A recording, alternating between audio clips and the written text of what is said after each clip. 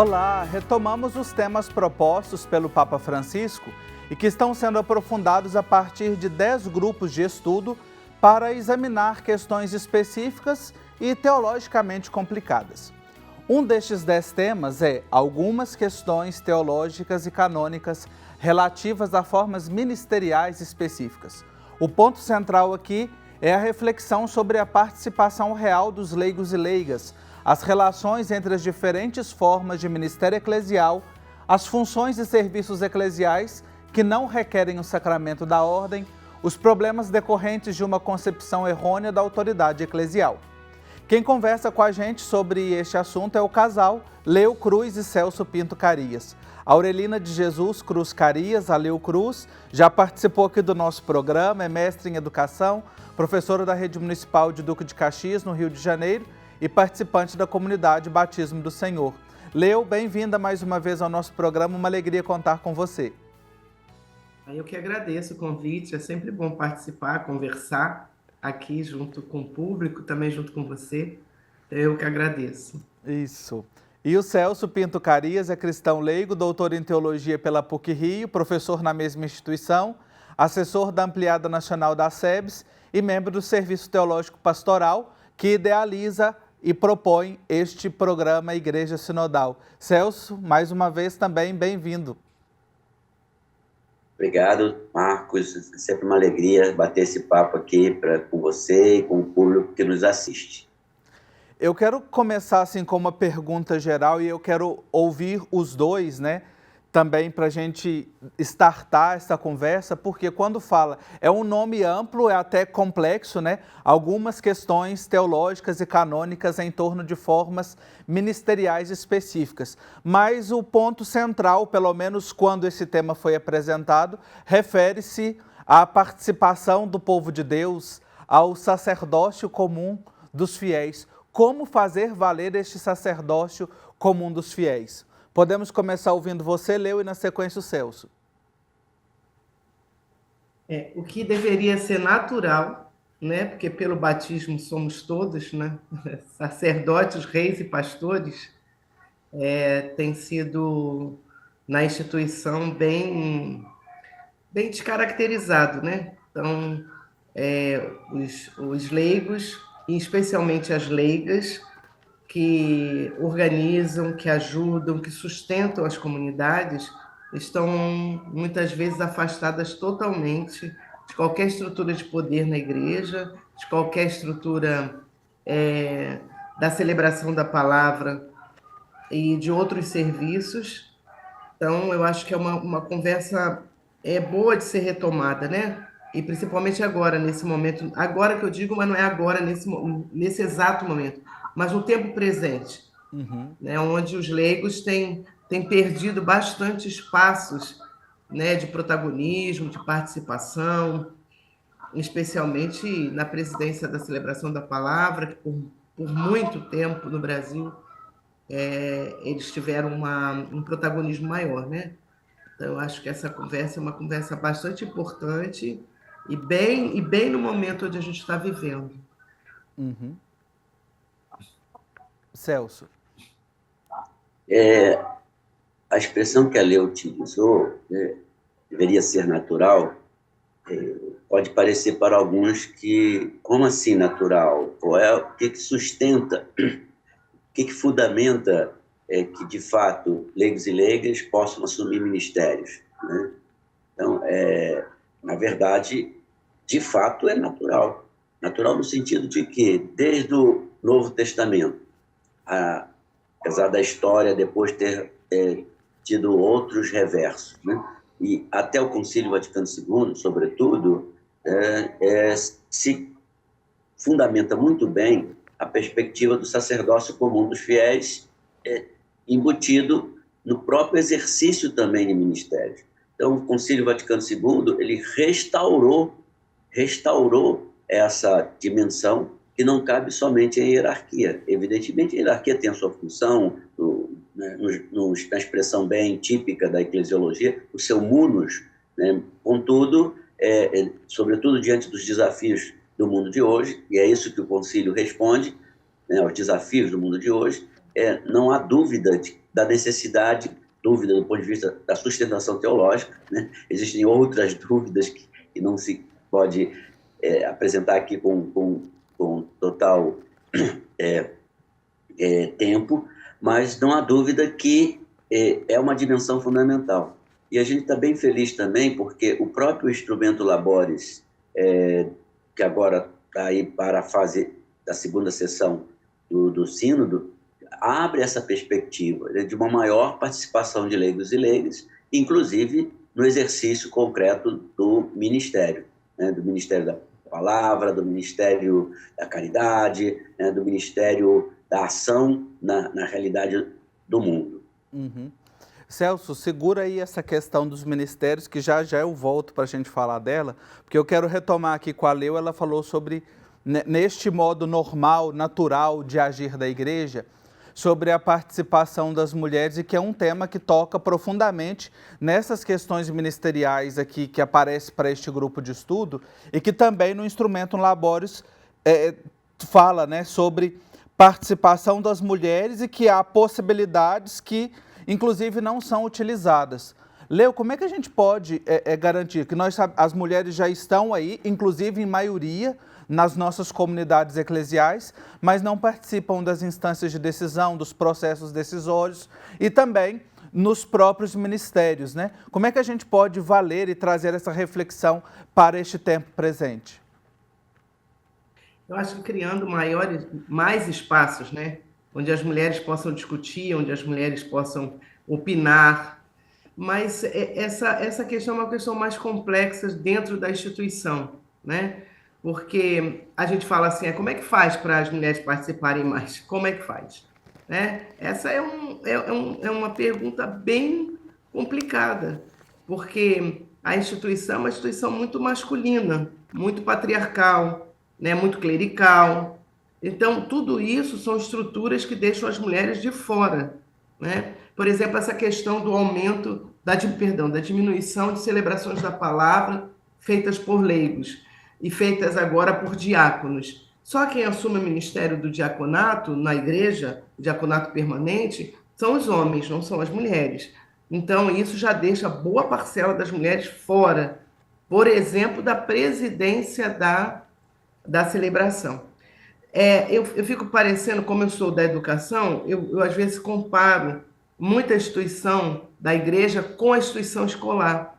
Uhum. Assim, as mulheres são a maioria no magistério, maioria absoluta, mas são a minoria na estrutura de poder das escolas.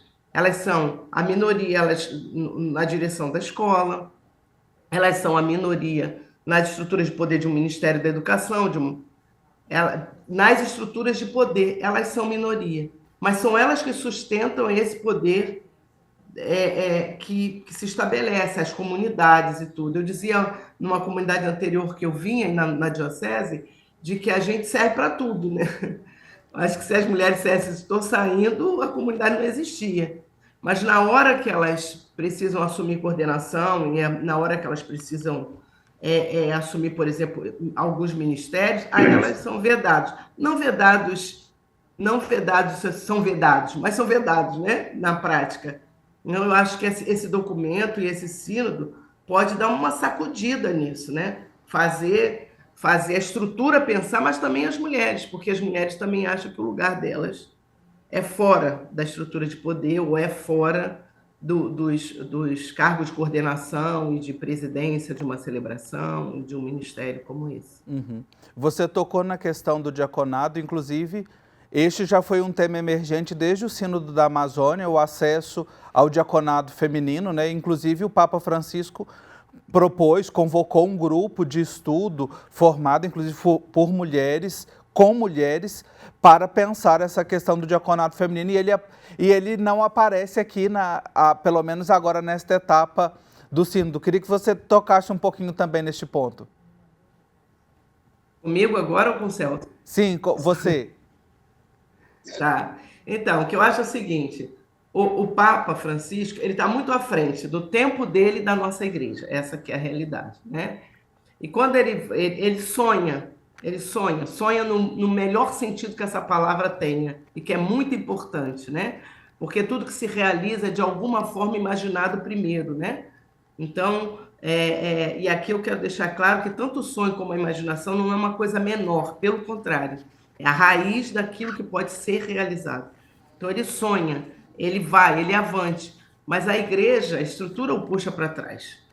A estrutura tenta, de alguma forma, impedir que isso aconteça, né? Impedir que modifique essa estrutura, porque há um acirramento de poder, né? Hoje o poder está na mão do masculino, está na mão dos homens na igreja.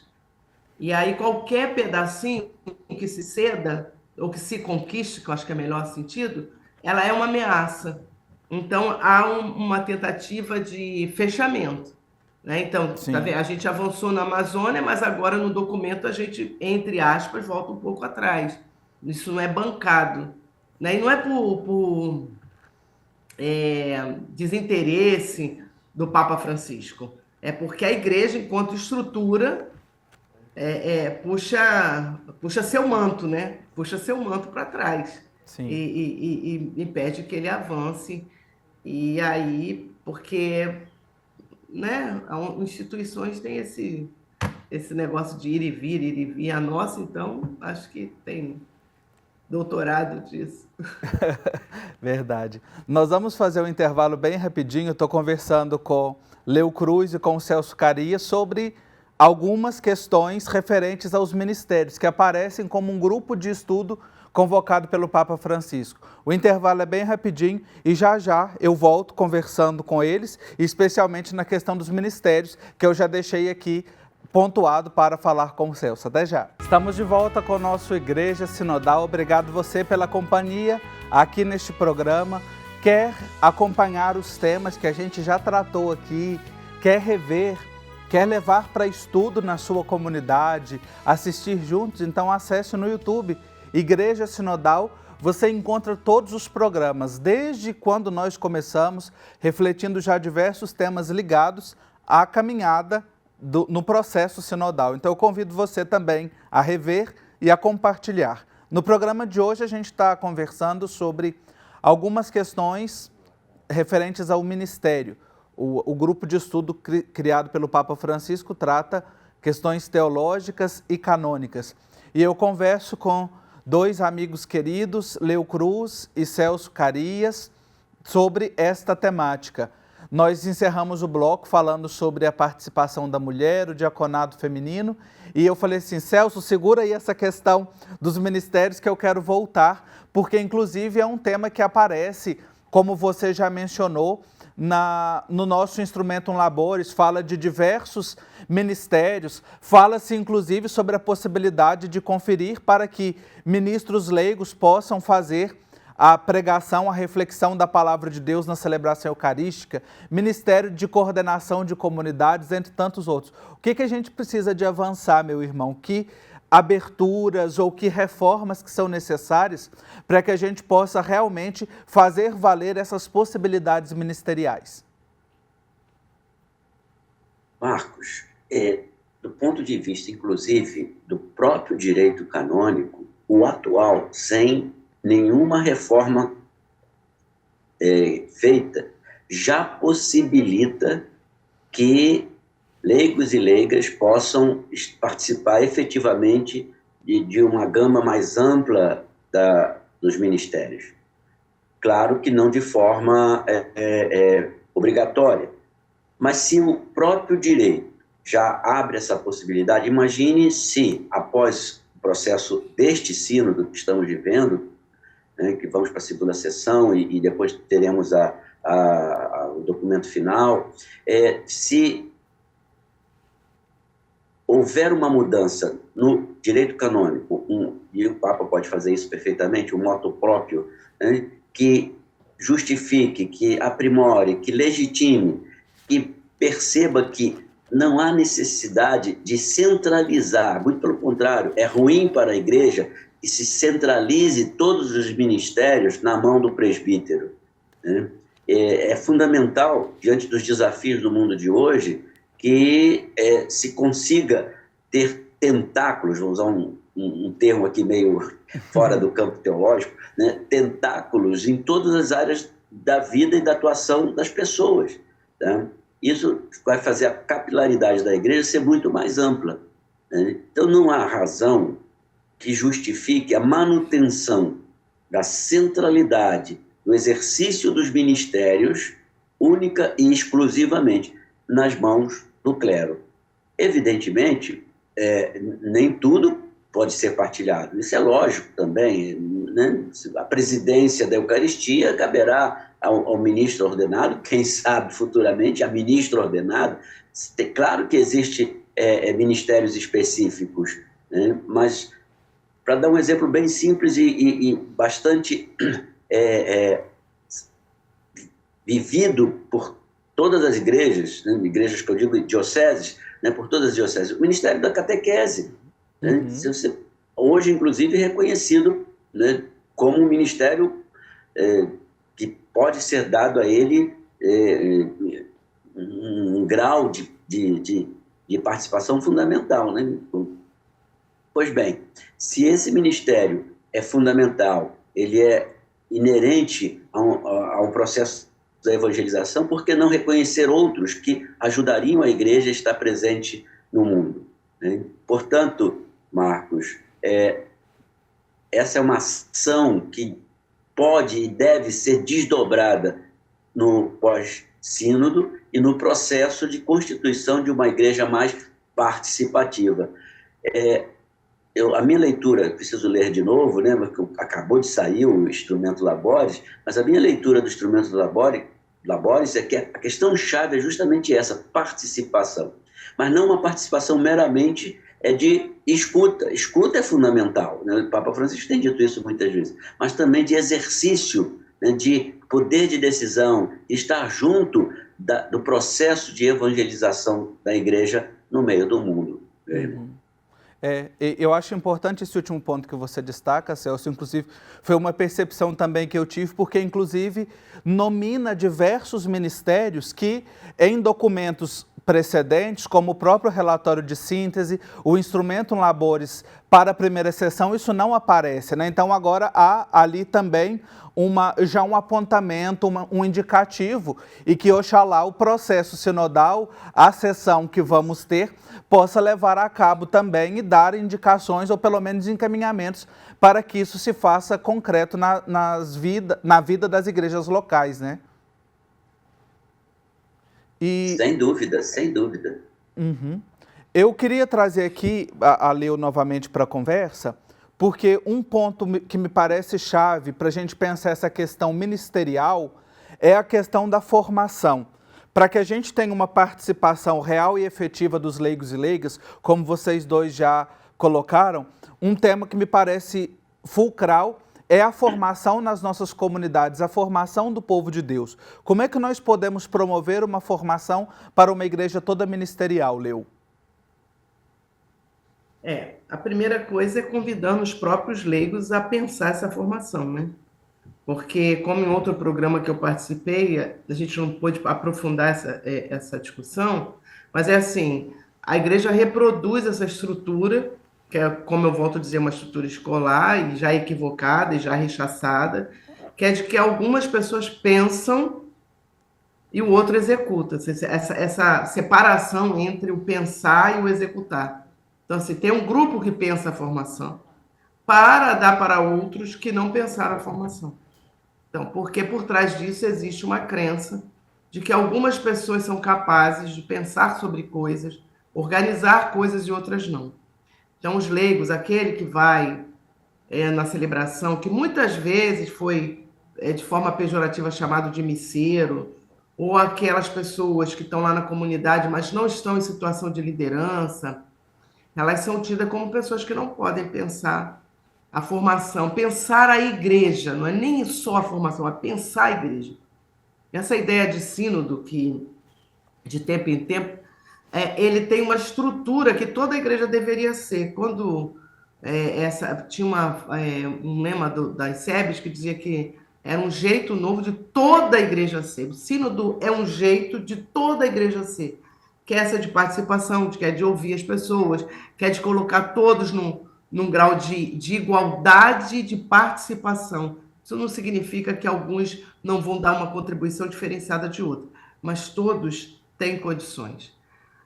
Agora, nesse momento, há uma quebra de braço de modelos mesmo. Nesse modelo sinodal é um modelo que traz todo mundo, vamos ouvir todo mundo, vamos construir junto, e existe outro modelo que ainda reafirma que não, alguns pensam e outros executam, e nesse acaba tendo, ou não tendo formação, ou tendo formação de uma forma que não forma, essa que é a questão, né? Que repassa conteúdos. Sim. E repassa conteúdos e que acha que isso é que é importante. Tem tido bastante retrocesso, muito retrocesso, tanto no conteúdo que se dá à formação, como também na pedagogia de fazer formação. Tem tido muitos retrocessos com relação a isso. De novo, aquela ideia de que uma pessoa tem todo o saber, e geralmente é o clero, e ela vai falando o que ela acha que é certo. Uma formação muito calcada na doutrina e não no princípio de participação. Então, agora, o que é certo fazer, o que não é certo fazer, né? Há uma insurgência de uma igreja bastante antiga, meio que medieval, assim, com bastante livre o conceito de medieval aqui, é só para dizer que é uma coisa antiga. Que dá um poder total na mão do clero, na mão dos bispos, né? Aí, se você tem um bispo mais afinado com sínodo, afinado com participação, você avança. Se você não tem, você retrocede. Assim também acontece na paróquia. Você tem um padre que está convencido de que todos os leigos devem participar, você avança. Se você não tem... E aí os leigos que foram acostumados a dizer, não, essa estrutura não só de poder meio santificado, ele tende também a não brigar pelo espaço dele, de ter uma formação de qualidade e poder participar de forma igual, né? Sim. Inclusive, esse último comentário seu, Leo, me faz lembrar de uma expressão que eu li agora nesses comentários sobre o instrumento labores, né? Não me recordo se foi no texto de Dom Erwin ou outros, mas falava do ressurgimento de um neoclericalismo ferino, né? Que vem com bastante força. E para isso precisamos nos apropriar dessas questões ligadas à participação de todos e todas para a construção de uma igreja sinodal em missão. O tempo nosso acabou, infelizmente. Quando a prosa é boa e os convidados são bons, passa muito rápido. E eu quero agradecer aos convidados de hoje. Leo Cruz, muito obrigado pela sua contribuição e reflexão no nosso programa.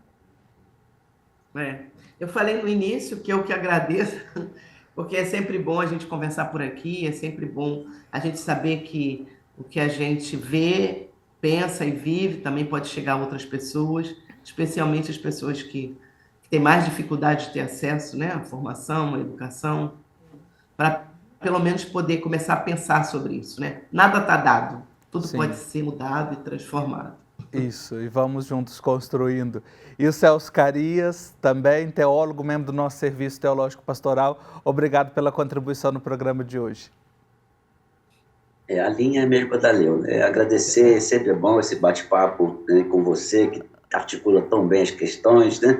E assim, só rapidamente, o senhor citou um dos comentários, o André Grillo, que é um teólogo que também fez o comentário, ele usa uma expressão muito interessante, ele diz assim, há um Trento moderno, né? Sim. Eu achei muito interessante essa expressão, porque não é a pura e simples volta ao passado, mas é trazer um eixo que parece muito moderno, muito atual. A gente tem recebido críticas de vocês estão muito ligados a coisas que estão superadas. Na verdade, o que tem havido como resposta à ação da Igreja no mundo de hoje é um Trento moderno e não o Concílio Vaticano II.